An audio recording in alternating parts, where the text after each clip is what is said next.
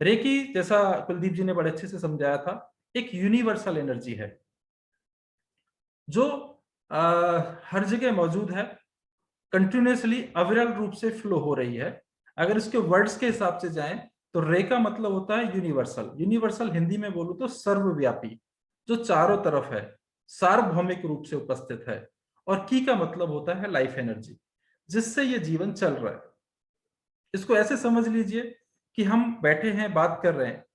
आपने देखा होगा कभी कभी लोग, सब कुछ बढ़िया होता है, सब हेल्दी भी होते हैं, लेकिन सडनली वो चले जाते हैं। दैट मीन्स जो एक एनर्जी थी वो गायब हो गई। जैसे इलेक्ट्रिकल जाने पर, इलेक्ट्रिसिटी जाने पर पंखे जो होते हैं वो यूजलेस है, एसी यूजलेस है, काम नहीं करता। ठीक वैसे ही अगर ये एनर्जी चली जाए तो हमारा जो शरीर है, जो दिख रहा है, ये काम नहीं करता है। अगर हम इस एनर्जी के बारे में थोड़ा सा जान लें और इसको, फ्लो को कैसे चैनलाइज करना है। चैनलाइज मतलब ऐसे समझ लीजिए कि हवा चारों तरफ है इस पूरे ब्रह्मांड में, लेकिन अगर पंखा लगाते थे तो वहां पे फील होता है कि यहाँ पर हवा का फ्लो है। ठीक वैसे ही यूनिवर्सल एनर्जी चारों तरफ है, लेकिन जब उसको चैनलाइज करना आप सीख जाते हैं तो आप उसको फील कर पाते हैं कि हाँ, समथिंग इज देयर, कुछ तो मुझे फील हुआ। तो आज के जो हम प्रयोग करने वाले हैं, लास्ट में इसको हम फील करेंगे, इस एनर्जी को हम फील करेंगे जो आज तक शायद हमने कभी नहीं किया हो, कि हाँ, कुछ तो एनर्जी मेरे हाथों से या मेरे बॉडी से निकल रही है या मेरे बॉडी में आ रही है। इसको आप आज फील कर पाएंगे, बशर्ते आप उसको रिसीव करने के लिए तैयार हो। तैयार हो का मतलब यह है कि हो सकता है आपने कुछ इसके बारे में सुना हो या कुछ और, आप कुछ और जानते हो। अगर आप प्री प्लान से बैठेंगे कि ऐसा कुछ नहीं होता है तो शायद आप फील ना कर पाएंगे। आपको क्या करना है कि एकदम खुले मन से बैठना है कि यस, आज मैं इस एनर्जी को फील करूंगा, करूंगी। तो मेरे साथ 45 मिनट बने रहिए, 40 मिनट के आसपास। उसमें आपको मैं थोड़ा सा इसको ब्रीफ भी करूंगा और साथ में आपको इस एनर्जी के साथ कहते हैं रूबरू भी कराऊंगा। तैयार हैं? तैयार हैं तो थम्स अप दीजिए। चलिए। It is unlimited. इसका कोई ऐसा नहीं है कि कम हो गई है। आप रिसीव करना कम कर सकते हैं, आप अपने खिड़की दरवाजे बंद करके इस एनर्जी को अंदर लेना कम कर सकते हैं, बट यूनिवर्स के अंदर ये अनलिमिटेड है। ठीक है। फास्टेस्ट हीलिंग टेक्निक है, मतलब विद इन सेकेंड ये आपको फील होती है। इसके लिए ऐसा नहीं है कि आपको कहीं बहुत ज्यादा साधना करनी है। ठीक है, आपका एक पार्ट वो होगा, बट कोई भी इसको कर सकता है।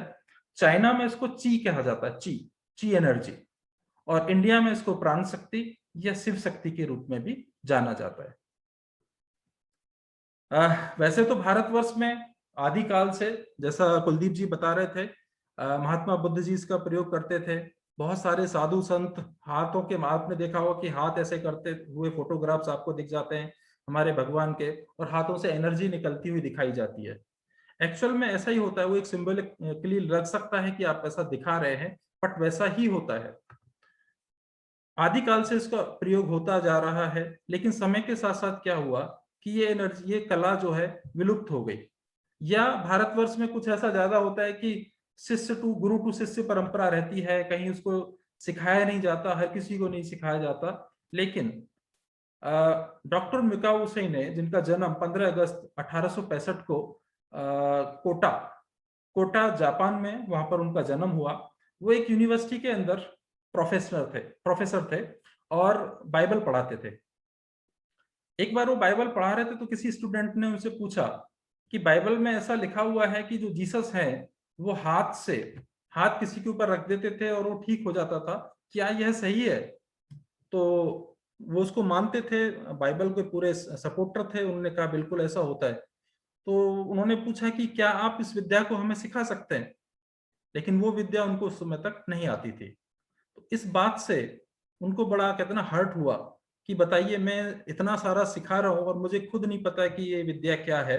उन्होंने उस पद से इस्तीफा दिया और उसके बाद में उस पावर के बारे में सीखने के लिए इधर उधर चले गए। सबसे पहले शुरुआत एक यूनिवर्सिटी के साथ ही की, वहां पर उन्होंने शोध किया, लेकिन बहुत ज्यादा उनको नहीं मिला। उसके बाद वो भारत आए। भारत में बिहार और उत्तर प्रदेश में काफी जो बौद्ध मठ थे उस समय पर, वहां पर गए, तिब्बत में गए, चाइना में भी गए, और कहीं पर भी लेकिन उनको ऐसा नहीं मिला। लोगों ने कहा, बहुत जो संत होते हैं उन्होंने कहा ऐसा हो सकता है, वैसा हो सकता है, बट कॉन्क्रीट उनके हाथ कुछ नहीं लगा। वापस वो जापान गए तो उनको एक समझ में आया कि अ, इसके लिए साधना मुझे ही करनी पड़ेगी। और वो एक पहाड़ी है कुरामा। कुरामा एक पहाड़ी है, वहां पर गए और वहां पर जाके उन्होंने साधना शुरू की। डेफिनेटली उस समय पर कुछ ऐसा कैलेंडर नहीं होते थे, कोई मोबाइल नहीं होते थे, तो 21 दिनों की साधना का प्रचलन उस समय भी था।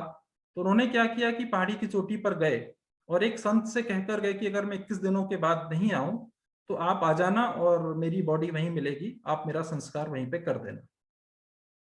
21 दिन जब वहां पर गए तो वहां पर कोई उनके पास ऐसा टाइम नहीं था, तो उन्होंने 21 पत्थर अपने पास में रखे। हर दिन के अंत में ये एक पत्थर को उठाकर पहाड़ी से फेंक देते थे कि मुझे 21 दिन साधना करनी है, जैसे ही मेरे पत्थर ये खत्म हो जाएंगे मेरे 21 दिन साधना के पूरे हो जाएंगे। करते गए करते गए, 17-18 दिन हो गए, कुछ भी इनको सफलता नहीं मिली, कोई इनको फीलिंग नहीं हुई। तो थोड़ा सा एक उसमें आए प्रेशर में। खैर उनको पूरा करना था, इन्होंने डिसाइड कर लिया था कि मुझे 21 दिन से पहले जाना नहीं है नीचे। करते रहे।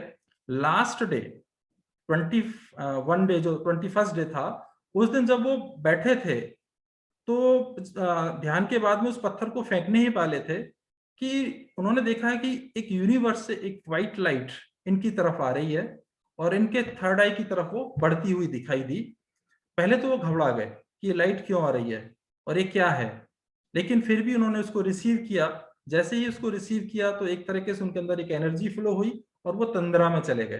तंद्रा मतलब पता तो रहता है कि आप अवेकन हो और नींद में भी नहीं होते हो, तो तंद्रा में चले गए। काफी देर पड़े रहे, लेकिन अंदर एक अलग ही अनुभव था। उस अनुभव को शेयर करने के लिए, क्योंकि किस दिन हो चुके थे, ये जल्दी से नीचे उतरना शुरू कर दिया पहाड़ी से। जैसे ही पहाड़ी से नीचे उतर रहे थे तो सबसे पहले इनका पैर टकराया एक पत्थर में और अंगूठे से ब्लीडिंग होने लगी। तो दर्द हुआ। इन्होंने, जैसे हर लोग करते हैं, चोट लगती है तो हमारा हाथ वहां पे जाता है, इन्होंने हाथ को उस अंगूठे पे बड़े प्यार से रखा। जैसे ही हाथ को अंगूठे पे रखा, देखा कि जो ब्लीडिंग थी वो बंद हो गई और जो फटी थी स्किन वो धीमे धीमे बंधने लगी। तो वहां से इनको रियलाइज हुआ कि मेरे अंदर कुछ तो परिवर्तन आया है। खैर एक्सपीरियंस बहुत अच्छा था इनको। नीचे उतर गए। नीचे उतर के 21 दिन से कुछ खाया नहीं था, भूख लग रही थी, तो एक वहां पे एक रेस्टोरेंट था, रेस्टोरेंट पे बैठ गए जाके। तो रेस्टोरेंट जो ऑनर था उसने देखा कि आप बहुत कमजोर लग रहे हैं, ऐसा लग रहा है कि साधना से आए हैं। इन्होंने कहा हाँ जी मैं 21 दिन की साधना से आया हूँ।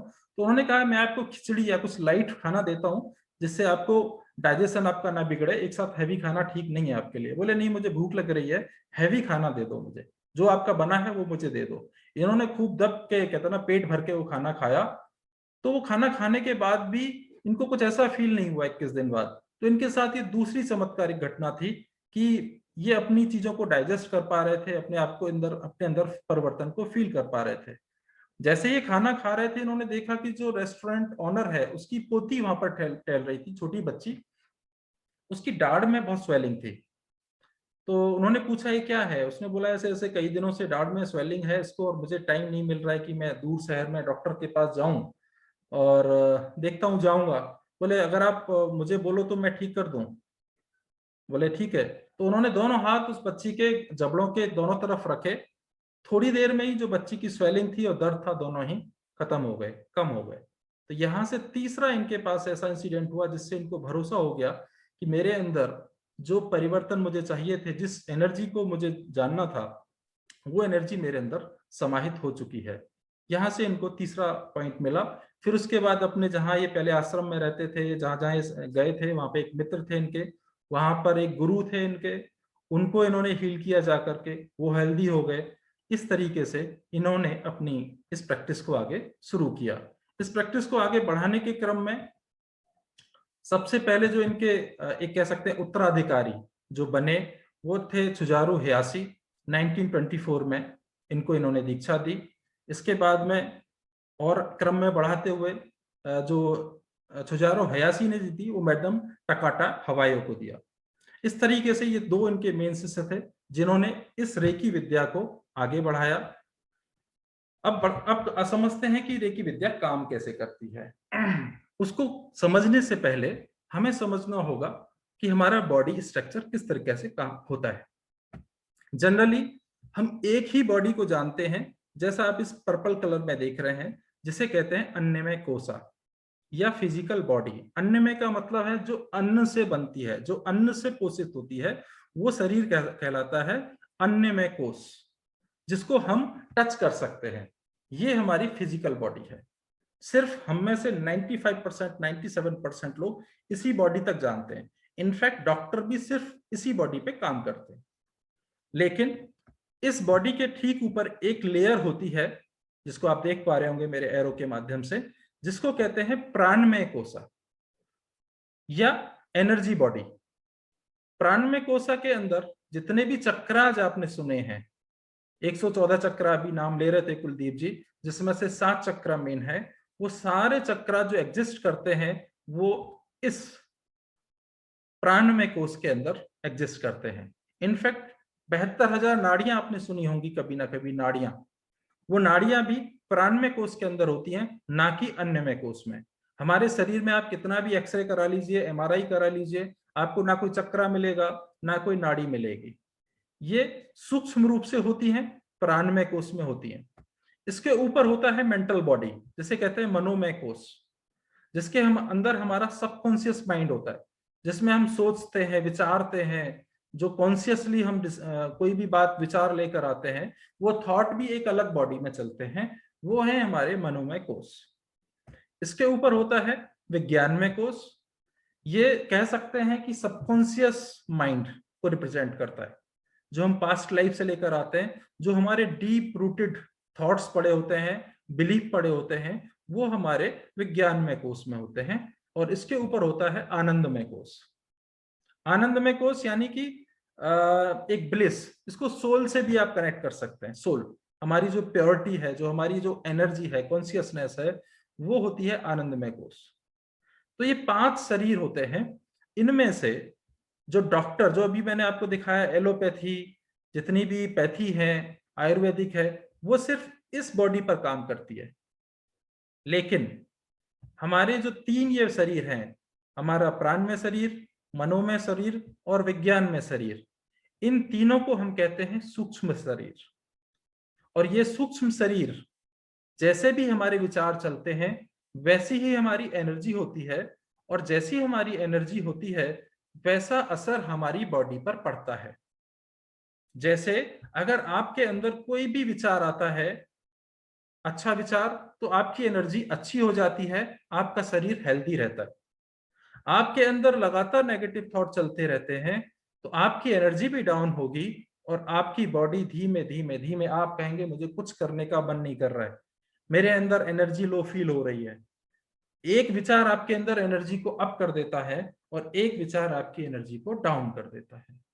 दैट मीन्स जो बीच में जो शरीर है, जो फिजिकल बॉडी और अल्टीमेट सोल के बीच में जो दूसरा सूक्ष्म शरीर जिसे कहते हैं, इन तीनों शरीर को एक एनर्जी रिप्रेजेंट करती है, एक एनर्जी कहते चलाती है।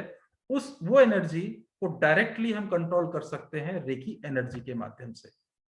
मैं उम्मीद करता हूं आपको समझ में आ रहा होगा, ज्यादा हैवी नहीं हो रहा होगा। अगर समझ में आ रहा है तो थम्स अप करते जाएं, ऐसा ना हो कि मैं बोलता जाऊंगा आप सोते जाएं। चलिए, great Sandeep ji, thank you thank you thank you. तो ये 3 एनर्जी पर हम काम करते हैं रेकी के माध्यम से। अब अगर मान लीजिए कि हमारे अंदर कोई नेगेटिव थॉट चल रहे हैं, हमारे चक्रास बैलेंस नहीं है, हमारी ऑरा प्रॉपर नहीं है, उसको हम कंट्रोल कर सकते हैं, हील कर सकते हैं रेकी एनर्जी के माध्यम से। तो मैं पहले थोड़ा सा क्या आपको एक आइडिया दे रहा हूं, जिससे कि आपको जब मैं रेकी का एक्सपीरियंस कराऊं तो आपको एटलीस्ट पता रहे कि ये चक्र पर, ये पॉइंट पर रेकी हीलिंग मुझे मिल रही है। तो शरीर के बारे में मैंने अभी तक आपको बता दिया है। अन्नमय कोश फिजिकल बॉडी, प्राणमय कोश एनर्जी बॉडी, मनोमय कोश कॉन्शियस माइंड, विज्ञानमय कोश सबकॉन्शियस माइंड, आनंदमय कोश इस सुपर कॉन्शियस माइंड, और इसको सोल भी कह सकते हैं। ठीक है, 72,000 नाड़ियां हमारे शरीर में होती हैं, 114 चक्राज होते हैं हमारे शरीर में, जिसमें से 7 मुख्य होते हैं।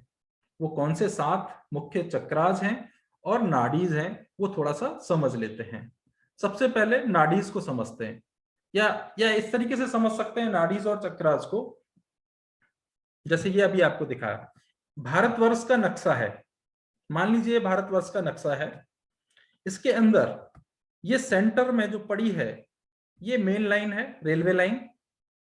ये जो पर्पल कलर में दिख रही है ये एक दूसरा ट्रैक है, और ये तीसरा इधर जो दिख रहा है ये अलग ट्रैक है। हर शहर के अंदर जो सामान जाता है वो इस मेन लाइन से जाता है। सामान का मतलब है यहाँ पर प्राण ऊर्जा का।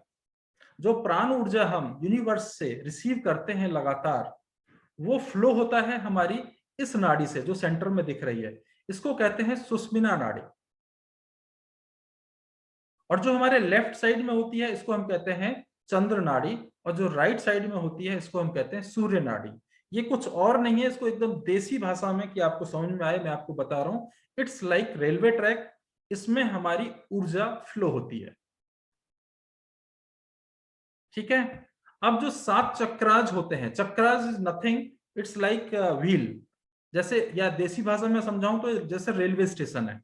रेलवे स्टेशन पे मान लीजिए कि रेलवे ट्रैक से सामान आता है, रेलवे स्टेशन से वो सारे पूरे शहर में डिस्ट्रीब्यूट होता है।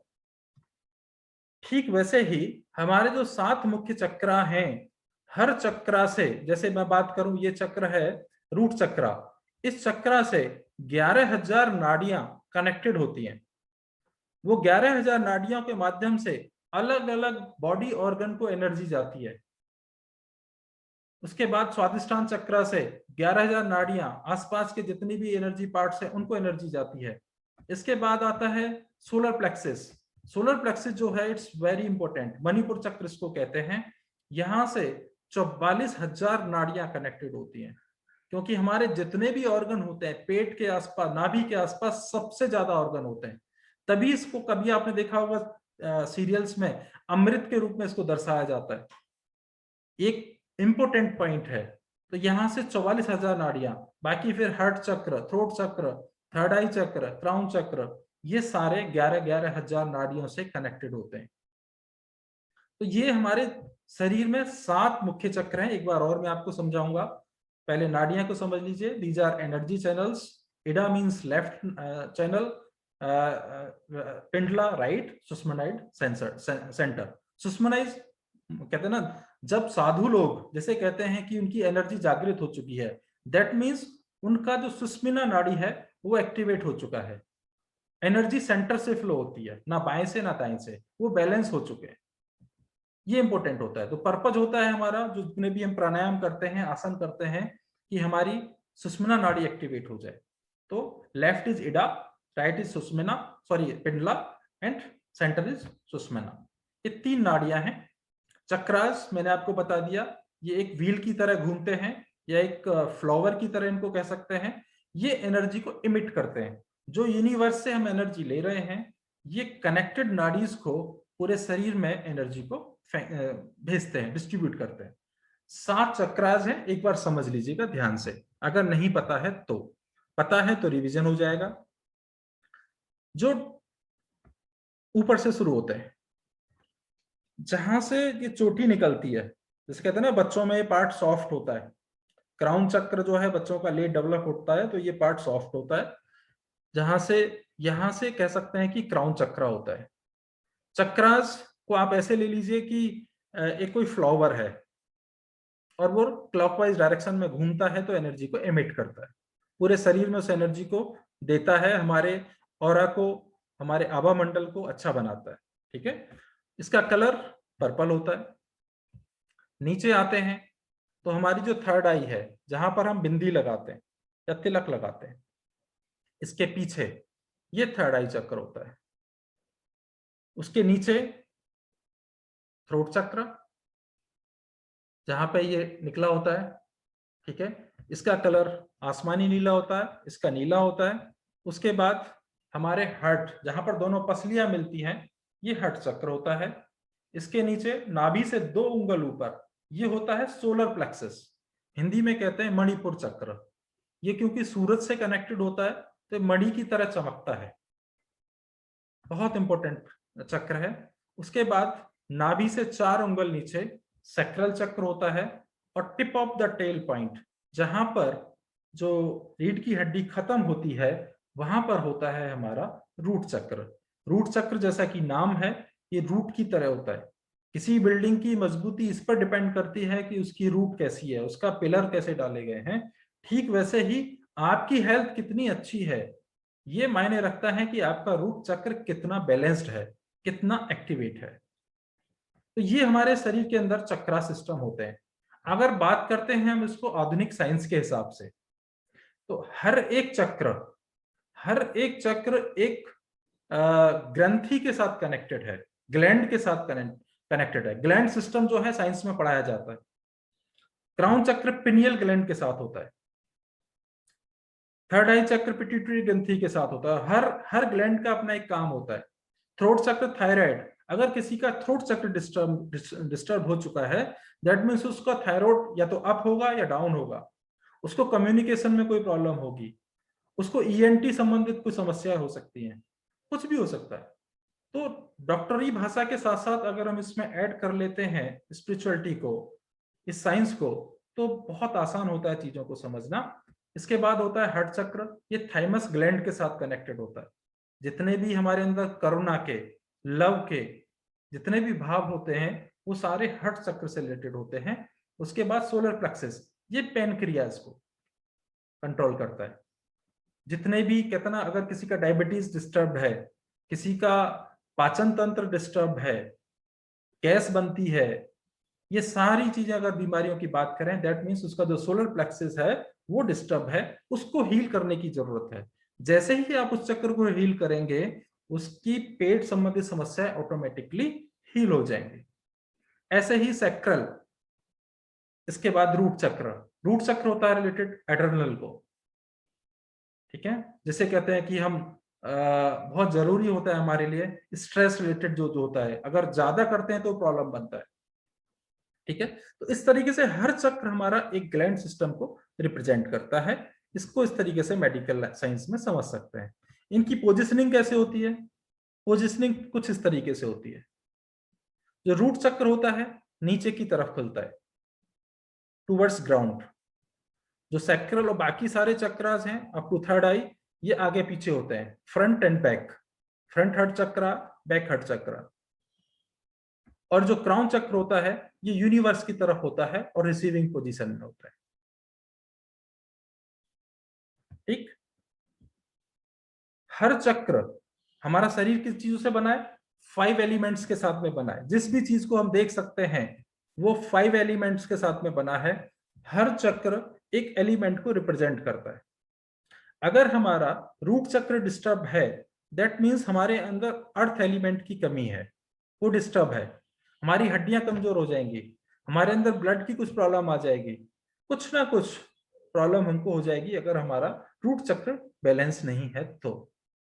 ऐसे ही वाटर चक्र, स्वादिष्ठान चक्र, ये वाटर को रिप्रेजेंट करता है। वाटर जैसा कि आपको पता है इमोशंस को बहुत जल्दी कैरी करता है।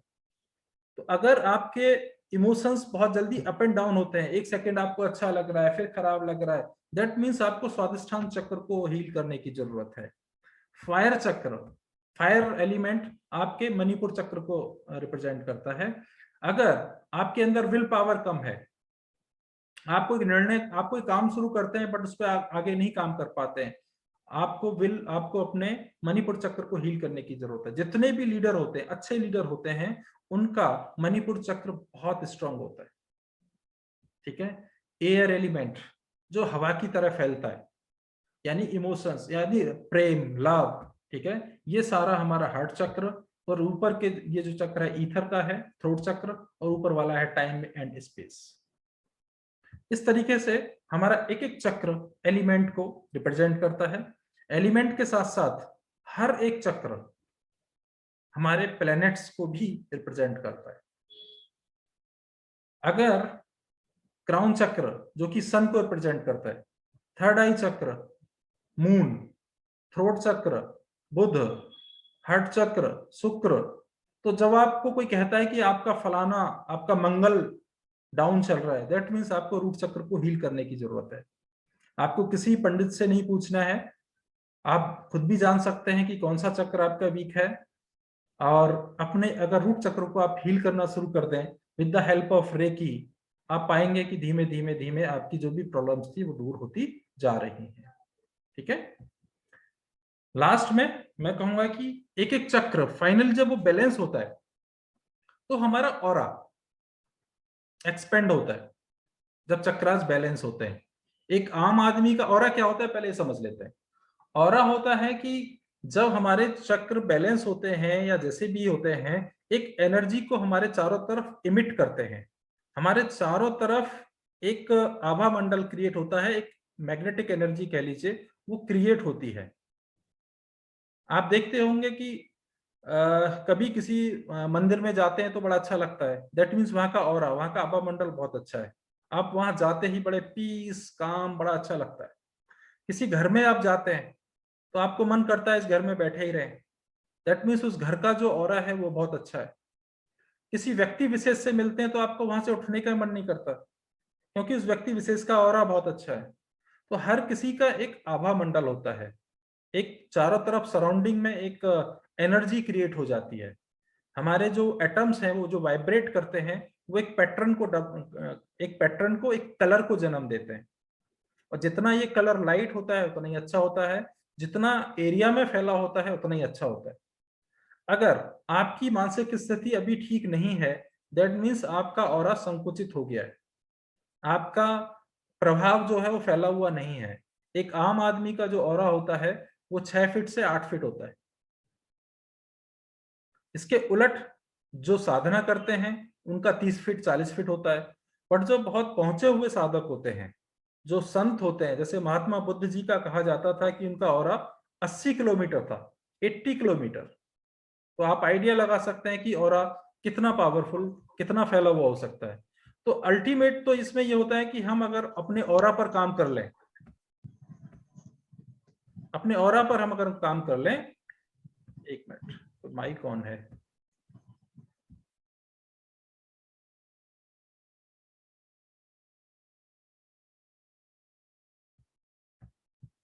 अगर हम अपने ऑरा पे काम कर लें तो सारी चीजों से हमको कितना निजात मिल जाएगी।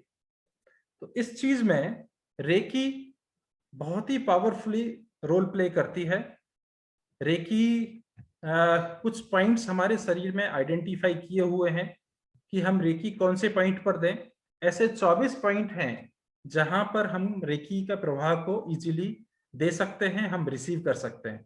जैसा आप इस चित्र में देख रहे होंगे, सबसे पहला पॉइंट होता है आंखें, ठीक है, दूसरा कान, तीसरा जौ जबड़ा, चौथा कनपटी जिसे कहते हैं, पांचवा सर के पीछे क्राउन चक्र के नीचे, क्योंकि क्राउन चक्र को डायरेक्टली हील नहीं करते। ऐसे ही थर्ड आई, उसके बाद थ्रोट चक्र, हार्ट चक्र, मणिपुर चक्र। तो ऐसे ही करीब 24 पॉइंट दिए गए हैं जिनको हम एक एक करके हील कर सकते हैं, वहां से एनर्जी को रिसीव कर सकते हैं। ठीक है, तो समय आ रहा है कि हम रेकी प्रैक्टिस करें।